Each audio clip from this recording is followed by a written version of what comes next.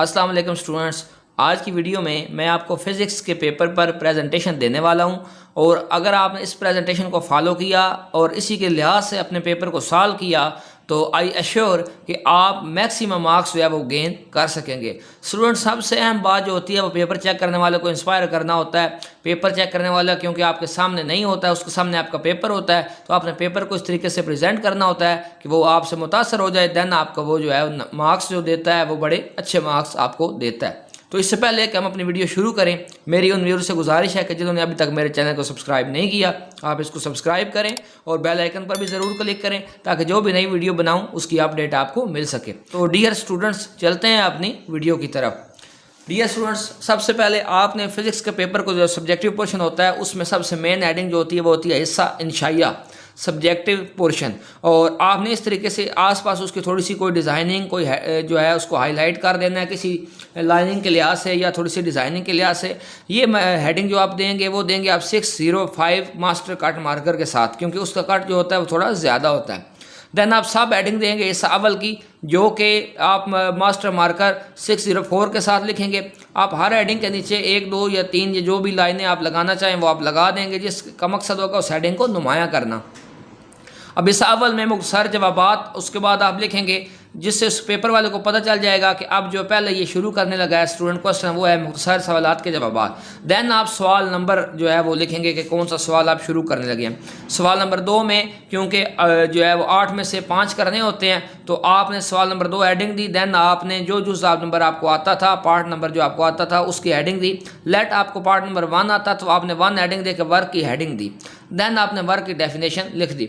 इन सब बातों से अहम बात जो सबसे पहले आपको करनी होती है वो बेसिकली आप देख रहे हैं कि पेपर के दोनों तरफ एक ब्लैक कलर की थिक लाइन जो आपको नजर आ रही है, basically this is border line. आपने इस बॉर्डर लाइन को सबसे पहले लगाना होता है और मैं इसके लिए आपको रिकमेंड करूंगा कि आप जो है एक जो मोटा मार्कर होता है उसको ज़रूर साथ लेके जाएं, उससे जो है वो आप मार्कर जो है उसके अपना बॉर्डर लाइन लगाएं, क्योंकि जो है वो उसके क्योंकि जो कट होता है वो थिक होता है। देन आप इजीली जब सिंगल लाइन लगाएंगे वो इतनी थिक लगेगी कि बॉर्डर महसूस होगा। आपको ये जो स्मॉल मार्कर्स होते हैं इसकी मदद से डबल लाइनिंग करने की फिर आपको ज़रूरत नहीं रहेगी और इससे आपका टाइम भी कम लगेगा। और पेपर में सबसे अहम चीज़ जो होती है वो टाइम मैनेजमेंट होती है।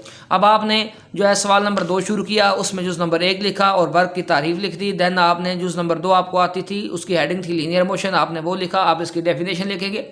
देन आप जुज़ नंबर 4 लिखेंगे इनर्शिया का कानून और उसकी हेडिंग आपने दी और देन आपने क्वेश्चन को सॉल्व कर दिया। अब यहाँ आप देख रहे हैं कि नीचे जो है वो एक मैंने छोटी सी जो है वो 2 लाइनें लगाई हुई हैं। इनका मकसद क्या है कि इनर्शिया का कानून जो था वो यहाँ पे एंड हो चुका है और आगे जो है फॉरवर्ड नहीं हो रहा। आपने भी जब भी आपको क्वेश्चन किसी एक पेज से पहले एंड हो रहा तो आप नीचे ये बॉर्डर लाइन लगाएंगे ताकि पेपर वाले को पता चल जाए कि ये क्वेश्चन इससे आगे नहीं बढ़ रहा।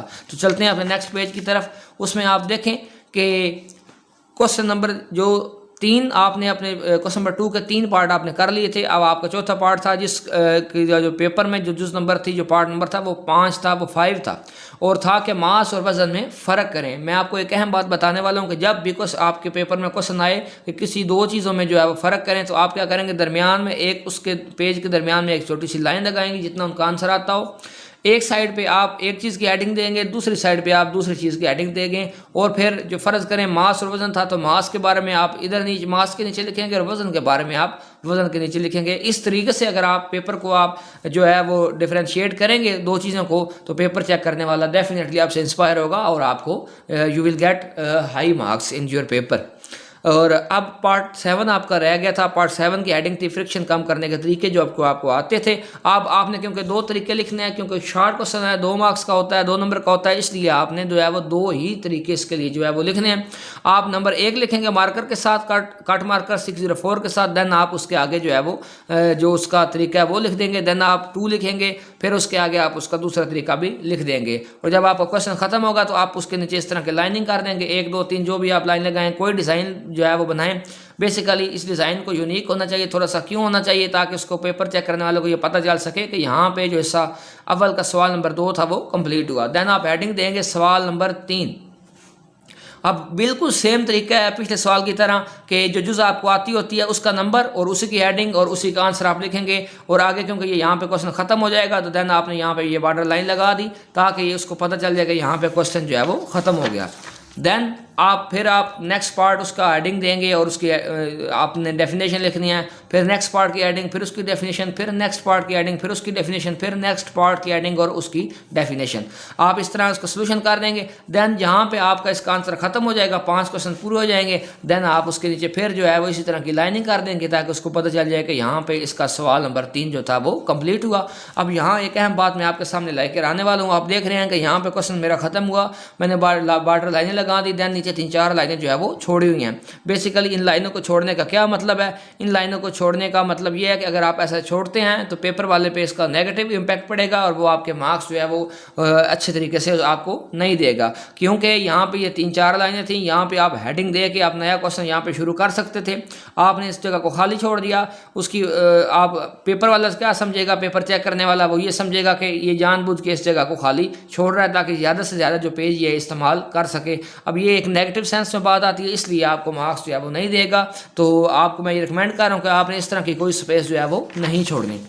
देन सवाल नंबर 3 आपका कंप्लीट हो गया। अब सवाल नंबर 4 जो था वो आपने उसको शुरू करना था। और क्योंकि पेपर में जो होते हैं 9, 10 या फर्स्ट सेकंड ईयर पेपर में 3 पोर्शन होते हैं, जिसमें से 8 में से 5 या 8 में से 6 क्वेश्चन करने होते हैं। सवाल नंबर 4 आपने देन हेडिंग दी, फिर वही सेम तरीका, जुज नंबर 1 उसकी डेफिनेशन, फिर जुज नंबर 2 उसका आंसर हेडिंग, जुज नंबर 4 आपको आती थी और उसी की हेडिंग और फिर उसका आंसर, देन जुज नंबर 5 आती थी उसकी हेडिंग और उसका आंसर। और यहाँ पर ये क्योंकि इसका आंसर यहाँ पे कंप्लीट हो जाएगा, आपने फिर इसी तरीके से बॉर्डर लाइन लगा देनी है। और देन इसी तरीके से फिर आपका एक जो है जुज रहती थी उसी क्वेश्चन नंबर 4 की, वो जुज नंबर 7 थी, बुनियादी मिकदार हेडिंग दी, देन उसका आंसर लिख देना है। यहाँ तक आपका क्वेश्चन क्लोज हो गया। अब आप देख रहे हैं कि यहाँ तक हमारा जो हिस्सा अव्वल था वो क्लोज हो चुका है। और उसके अलावा अब हिस्सा दोम शुरू होना है। तो हिस्सा दोम मैंने लिखा 605 कट मार्कर के साथ, दरमियान में करके लिखा और बाकी साइडों में थोड़ी डिज़ाइनिंग कर दी। ये जो डिज़ाइनिंग आप देख रहे हैं, आप समझ रहे होंगे कि इसके ऊपर बहुत ज़्यादा टाइम लगा है। ऐसा कुछ भी नहीं हुआ, ये सिर्फ 1-2 मिनट में जो है वो ये सारी डिज़ाइनिंग हो जाती है। मैं एक ऐसी वीडियो बनाऊंगा जिसमें आपको ये समाल सी डिज़ाइनिंग आपके पेपर के ऐसे करना सिखाऊंगा ताकि आप अपने पेपर को आप खूबसूरत बना सकें। अब हिस्सा दोम में हम शुरू कर रहे हैं। पेपर जो चेक करने वाला होगा उसको भी समझ आ जाएगी हिस्सा दोम हेडिंग है। तो यहाँ से ये क्वेश्चन जो है वो नेक्स्ट स्टार्ट होने लगा हिस्सा दोम का। और जो क्वेश्चन की जो था क्वेश्चन नंबर था वो था सवाल नंबर 5। और सवाल नंबर 5 क्योंकि अब हमारे लॉन्ग क्वेश्चन शुरू होने वाले हैं इसलिए हमने हिस्सा दोम लिखा था। तो लॉन्ग क्वेश्चन में सबसे पहले सवाल नंबर 5 आपको आता था। अब उसमें आपने देखा कि अलिफ जो है आपने उसकी हरकत की पहली मसवात थी, आपको वो आती थी। आपने अलिफ जुज ऊपर सवाल नंबर की हेडिंग, नीचे अलिफ जुज की हेडिंग, और देन आपने जो क्वेश्चन था कि हरकत की पहली मसवात तहरीर करें तो आपने 604 के साथ उसकी हेडिंग दी। देन आपने जो हरकत की पहली मसवात को क्योंकि साबित करना था तो आपने लिख दिया टू प्रूव। तो टू प्रूव की आप हेडिंग देंगे मार्कर के साथ, कट मार्कर 604 के साथ, आगे क्वेश्चन मार्क डालेंगे। और आपने प्रूव क्या करना था, VF = VI + 80, ये आपने प्रूव करना था। अब देखें कि पेपर चेक करने वाला जब देखेगा उसको फ़ौरन हेडिंग पे नजर जाएगी कि टू प्रूव, उसको समझ आ जाएगा कि ये चीज़ जो आगे लिखी हुई है ये प्रूव करनी है। देन उसका सोल्यूशन होगा तो आपने सोल्यूशन की हेडिंग देनी है। आप देख रहे हैं कि मैंने दोनों हेडिंगों के नीचे जो है वो 2-2 लाइनें लगाई हुई हैं जो कि इस हेडिंग को नुमायाँ कर रही हैं। और देन मैंने अपना जो सोल्यूशन था उसको स्टार्ट कर दिया। और इसी तरीके से नेक्स्ट पेज पे चले जाएंगे हम। नेक्स्ट पेज पे अगर आप देखें तो जो इसका सोल्यूशन था आपने वो उसको तहरीर किया हुआ है। देन आपने यहाँ पे उसका ग्राफ बनाना था। आप देख रहे हैं कि ग्राफ मैंने कितनी सफाई से बनाया है। जो मेन 2 एक्सिस हैं उनको मैंने मार्कर से लगाया है और बाकी को जो मैंने है वो पॉइंटर से जो है पेन से पॉइंटर से जो है वो ज़ाहिर किया हुआ है और सफाई के साथ तहरीर किया हुआ है। एक साइड पे टाइम को शो किया गया है, एक साइड पे वेलोसिटी को शो किया गया है। आप देख रहे हैं कि ये ग्राफ जो है आपके पेपर के एक साइड पे है, दूसरी साइड जो है वो ओपन थी, तो उस पर आपने क्या किया, सारा सोल्यूशन जो है वो लिख दिया। एंड पे जब आपने इसको प्रूव कर लिया, इसका आंसर निकाल लिया, तो आपने लिख दिया हैंस प्रूव्ड। जब भी आप किसी चीज़ को प्रूव करते हैं तो आप सबसे पहले हेडिंग देंगे टू प्रूव कि आपने प्रूव क्या करना है, और जब प्रूव कर लेंगे तो आप हेडिंग देंगे हैंस प्रूव्ड और उस तरीके से और ये मार्कर से हेडिंग देंगे। देन पेपर चेक करने वाले को पता चल जाएगा कि यहाँ तक ये क्वेश्चन जो है वो प्रूव हो चुका है। और आप उसके नीचे से कोई लाइन लगा दें या इस तरह की कोई डिज़ाइनिंग कर दें तो जो है आपका पेपर और खूबसूरत बन जाएगा। अब क्वेश्चन नंबर 5, सवाल नंबर 5, उसकी जो थी उसकी जो अलिफ थी जो कि 4 मार्क्स की थी उसको आपने अटैम्प्ट कर लिया। और उसके बाद उसकी जो जुज़ थी जुज़ बे, वो थी अमूदी कंपोनेंट्स की मदद से फोर्स मालूम करना। अब आपने ये क्योंकि थ्योरी का क्वेश्चन होगा साथ थोड़ी डायग्राम भी होगी तो आपने यहाँ पे भी मैंने ये जगह छोड़ दिया है। इस तरीके से आप उसकी हेडिंग दे के नीचे उसको लिखना स्टार्ट जो कर देंगे और देन अगले पेज पे चले जाएंगे। अब ये सारा पेज जो मैंने खाली छोड़ा है, इस छोड़ने का मकसद ये है कि आपने अपना जो बाकी सारा क्वेश्चन है वो यहाँ तक आपने कंप्लीट किया।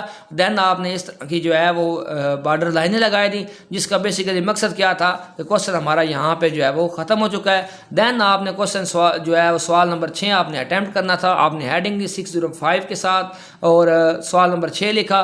देन वो न्यूमेरिकल प्रॉब्लम था। अब आपको इसमें बताया जा रहा है कि न्यूमेरिकल प्रॉब्लम अगर आपने फिजिक्स के पेपर में करना है तो उसको किस तरीके से अटैम्प्ट करेंगे कि पेपर चेक करने वाला आपसे इंस्पायर हो और आपको जो है वो बहुत अच्छे मार्क्स दे। तो इसके लिए आपने फिर हेडिंग देनी है अलिफ जुज़ और न्यूमेरिकल प्रॉब्लम की यहाँ पे आप स्टेटमेंट तहरीर करेंगे। मैंने यहाँ पे लिखा है न्यूमेरिकल प्रॉब्लम, आप मार्कर से उसकी स्टेटमेंट यहाँ पे लिखेंगे। देन अब आपका जो पेज है आप उसको दो हिस्सों में डिवाइड कर देंगे, सिंगल लाइन से या डबल लाइन से। ये जो इधर वाला जो लेफ्ट साइड वाला पोर्शन होगा ये वाला आप इसमें जो है उसकी स्पेस कम रखेंगे और जो आपका पोर्शन होगा जो राइट साइड वाला उसमें आप स्पेस जो है वो ज़्यादा रखेंगे।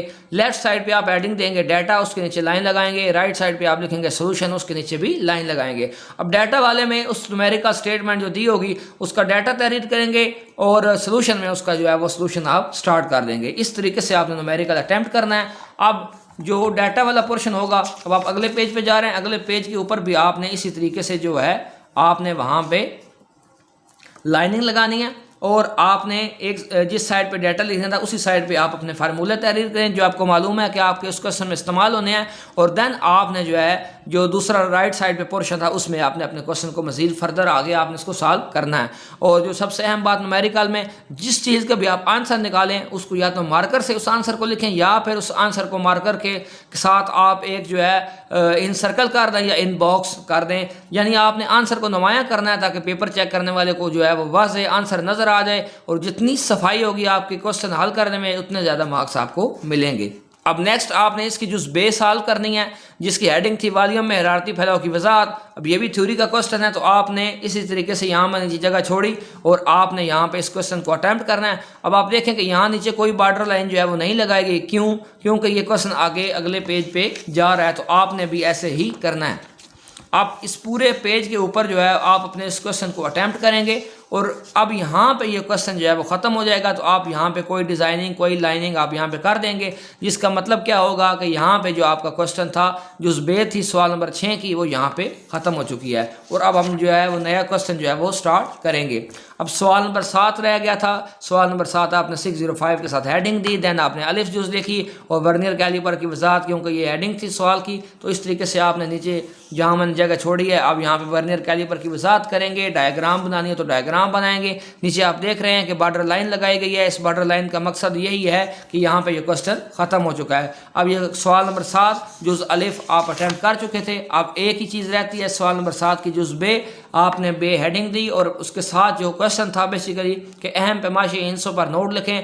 आपने हेडिंग दी अहम पैमाशी हिस्स से और फर्दर आप यहाँ पे इसी तरीके से जो है उसकी डिटेल आप लिख देंगे और जहाँ पे आपका क्वेश्चन ख़त्म होगा इसी तरीके से आप कोई डिज़ाइनिंग या कोई बॉर्डर लाइन जहाँ पे लगा देंगे जिसका वही मकसद होगा कि आपका क्वेश्चन यहाँ पर ख़त्म हो चुका है। तो स्टूडेंट्स ये था फिज़िक्स के पेपर को आपने अटैम्प्ट कैसे करना है और जो है किस तरीके से उसको सॉल्व करना है, मार्कर का इस्तेमाल कैसे करना है, बॉर्डर लाइन आपने कैसे लगानी है, न्यूमेरिकल को आपने कैसे सॉल्व करना है। उसके अलावा अगर आपके पेपर में कोई प्रूफ आया हुआ है तो आपने उसको कैसे प्रूव करना है, डायग्राम बनानी है तो डायग्राम कैसे बनानी है, मार्कर के साथ आपने उसको हाईलाइट करना है। कोई भी आपका पोर्शन जो शुरू हो रहा है हिस्सा अव्वल है या हिस्सा 2 है आपने उसको किस तरीके से हाईलाइट करना है। शॉर्ट क्वेश्चन का वही नंबर देना है जो आपके पेपर में दिया हुआ है। तो इस तरीके से आप अपने फिजिक्स का पेपर को जब आप अटैम्प्ट करेंगे तो आइए हम श्योर कि आप जो पेपर चेक करने वाला हुआ आप खुद देख रहे हैं कि ये पेपर मैंने सॉल्व किया, आपके सामने प्रेजेंटेशन बनाई है, आप देख रहे हैं कि ये आपको बेहद अच्छी लग रही होगी और ये बेहद अच्छी बनी हुई है।